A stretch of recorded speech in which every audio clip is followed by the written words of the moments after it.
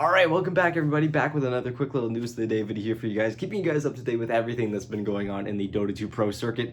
We are now entering the final 48 hours of the post-TI-11 roster shuffling period. Things are starting to get so crazy that I had to bust out my mini board that I'm going to be talking about later on in this video. But of course, before we get into today's crazy video, as per usual, if you've noticed I've missed anything on this board or my mini board here or any board that I've done over the past few weeks, feel free to let me know in the comments down below. Try to make sure that it is something that has been confirmed. And if you want to check out anything that I talk about in this video for yourself, that everything has been linked down below in the description, as well as a link to our Discord server if you want to join that. And if you always want to stay up to date, always want to know whenever I upload, be notified, please be sure to hit that subscribe button, hit the bell as well, so you're always notified whenever I upload, you're always up to date. And as we get into the DPC season, I'm going to be starting to do some more different types of content as well. So yeah, and of course, as per usual, if you like this video, please be sure to like and share it. It goes a long way.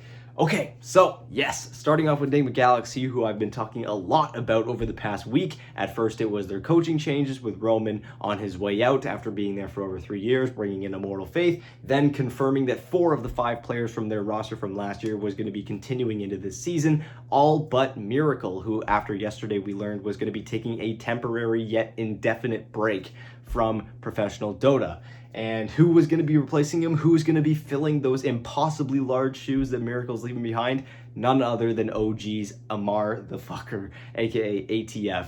And yeah, I gotta say, I like this move quite a bit. I think this is definitely a shakeup from what I think a lot of people were expecting when it comes to the type of player that would fit with these players and their type of mentality. I mean, Amar is an incredibly young player. He very much reminds me of like Sumail, but like times 10 from when Sumail was, you know, competing around TI5 and a little bit after that period.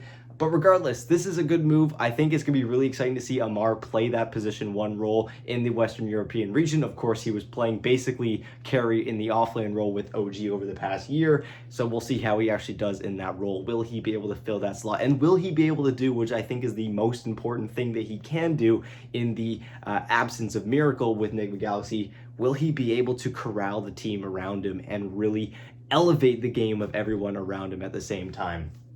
I think he does have the potential to do that, but again, new role, new teammates, sometimes it can be dicey, so I'd love to hear your guys' thoughts about what you guys think about exactly this in the comments down below, as usual.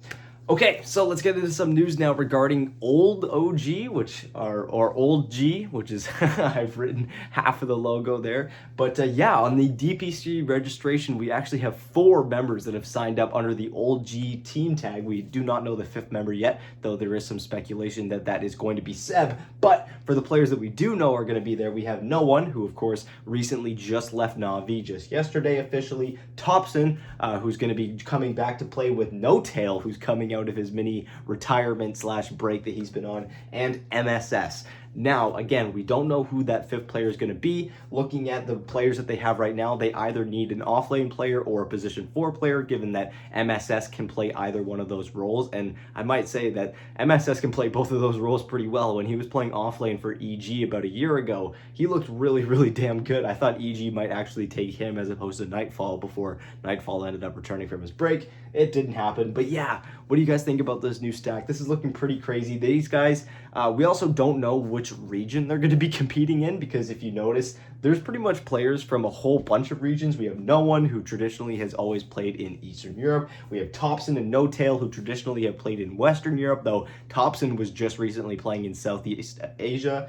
And then, of course, MSS, who was just in North America for the better part of his career. So likely they end up in Western Europe. That would be my guess. And they're going to have to be coming through those open qualifiers unless that 5th player is an owner of a DPC slot.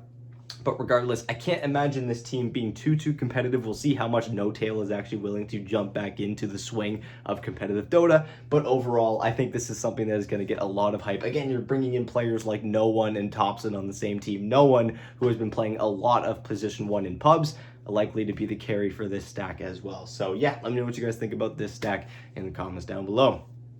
Okay, we got a few more things to talk about in Western Europe. Then we're actually going to take a look at our mini board for Eastern Europe before we finish off the video with a few stories in China.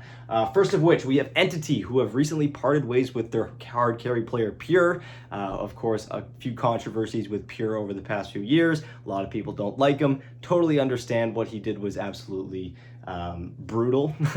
Not brutal, but you know, it was a real dick move. And so a lot of people were really hoping that Entity wouldn't do well at TI just because of Pure, which I thought was kind of unfair to the rest of the team, although the team did pick up Pure knowing about this controversy. But regardless, they have now parted ways with him, and they have picked up waston, previously on Hellraisers, to replace him. waston is a player that has been making quite a few waves in the Eastern European scene, especially around the Tier 2 and Tier 3 side, has been slowly creeping up as one of the more prominent carry players of the region, and now he's going to be getting his shot in the upper division of Western Europe. So we'll see how he's able to do. We'll see how he's able to adjust. Again, different region for him, but still overall, it's the same game. It's still Dota. And so as long as you can still play it at your best capacity, that is what Entity is going to be hoping that waston is going to be able to do here. So yeah, waston, new player on this new Entity stack that is now ready to go into the next season. This is the only change that they're going to be making heading into next season. And Pure, does he end up on a new team? I mean, I've been talking a lot about it over the past few days. A lot of position 1 and 2 players are available right now in Eastern Europe, and very few of them have gotten picked up until, of course, no one got picked up just earlier today.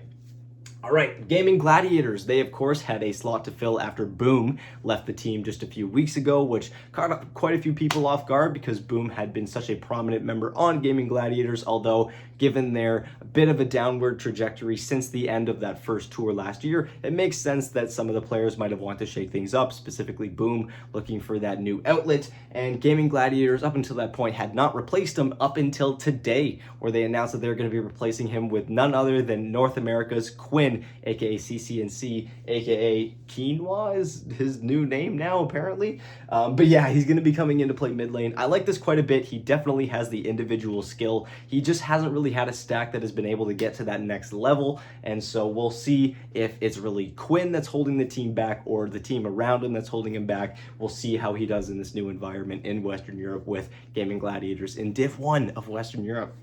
So very exciting to see that there. Okay, let's pull out the mini board really quick here before we end off our video today. With China, of course, because we got some more news with Western Europe, so I figured I'd stay within that general region. And this is actually news that I missed a few days ago. I didn't include it in a video. You guys were supposed to catch that, and you didn't. But regardless, we have Boom, who I was just talking about, who left Gaming Gladiators. He is going to be the one replacing Nisha heading into next season on Team Secret. So I like this move quite a bit. Again, it's going to be really, really difficult to replace a player like Nisha on your team, but Boom, again, had a fantastic year, especially in the early portions. If he's able to rekindle that, then definitely Secret will have gotten themselves a hell of a bargain. More teams signing up for the Dota 2 registration. We have a team from Eastern Europe, and this is off of the back of the BetBoom DPC slot, and this was a deal that Seneko had with BetBoom. And that was that if he was going to get signed by them for that past year, he was going to be the one holding on to the DPC slot. It would never go into possession of BetBoom. And so when BetBoom inevitably left the Dota 2 Pro scene, Seneko still held on to that DPC slot, and he is now signed up with a brand new roster of players consisting of some pretty big name players and some Tier 2, Tier 3 players, very similar to waston, who have been lingering around the scene for quite a long time, maybe haven't quite got that mainstream acknowledgement yet of how good they are, but they're definitely up and coming, and this is definitely going to be a stack to look out for. So yes, we have Ramses coming into play position 1. We have Rebel coming into play position 2. Previously on Hellraisers, really made a case for himself for one of the best up and coming mid laners in the region of Eastern Europe over the past year with Hellraisers, although again, things kind of dwindled off near the middle section of last season. We then have DK Fogas, who was playing on Empire very recently. He had also been a part of some other Eastern European stacks over the past few years, like Windstrike, quick and bait, but ultimately things didn't really work out all that well for here up until then, so we'll see how they end up here. We of course have Roger coming in for this new stack, and of course, as I previously mentioned, Seneko holding that DPC slot. So yeah, this is a roster that I like quite a bit. There's a lot of a healthy mix of some old veteran talent and also some fresh blood with Rebel and DK Fogas, who are relatively new to the scene, so we'll see how they're going to be able to do. These guys are already in Div 1 of Eastern Europe, so they won't have to worry about coming in through open qualifiers, unlike Old G, so we'll see how they're able to do. And last little bit of news here from Eastern Europe. We have heard officially now that Save has been let go of the inactive roster for Virtus.Pro. Of course, Virtus.Pro, if you haven't seen my video yesterday, they announced a brand new roster consisting of 5 brand new players, placing GPK and DM, which were their only 2 remaining active players, onto their inactive roster. And up until that point, Save, who had not been playing for Virtus.Pro for a very long time, was still on the inactive roster, and so he has now been finally let go of that inactive roster. But GPK and DM are still on that inactive roster. So we'll see. Maybe they'll use them as subs if they end up needing them, although now with the new DPC rule changes, there are some more hefty restrictions on point deductions when it comes to having subs. So we'll see what VP's going to be ending up doing there in this new season. Save, I'd be very surprised if he doesn't end up getting picked up by someone. He made a good name for himself while he had his time on VP. Okay, so let's end things off here in China, where we have some pretty big news coming up from PSG.LGD, who now have 3 slots to fill on their roster. We, of course, had Faith Beyond, who retired, Jin Q, who was let go of the team after his contract expired, and now Ame, after quite a lot of speculation, has officially gone on a temporary indefinite break. Again, very similarly to a lot of other players who go on breaks, we don't know the length of this break. We don't know if it's going to be just a few weeks, maybe a tour or 2, or if it's the entire year. But he has been placed on the inactive roster of PSG.LGD, meaning he is still a part of the organization. I am assuming the organization very much wanted to hold on to him, rightfully so, but he is not going to be playing for the foreseeable future. So now PSG.LGD, with just a few players left, those being Nothing to Say and of course Innocence, aka Y, they're going to have to build a brand new roster around it. I think there's already some speculation that they're going to be pulling some players from eHome, but that is just that. It is just speculation, so keep that in mind. But yeah, what do you guys think about this? Do you think PSG.LGD is still going to be the top dog in China? Well, I'd argue that maybe there's a new team on the way, and that's got to be Xtreme, who put together this new roster after losing Old 11 and Lu due to roster changes, Lu going to YBB and Old 11 venturing for other teams. We had 2 open slots on Xtreme, a team that kind of underperformed. I think when I say underperformed, I think a lot of people were expecting them to get through those last chance qualifiers, and they didn't, so that was pretty disappointing.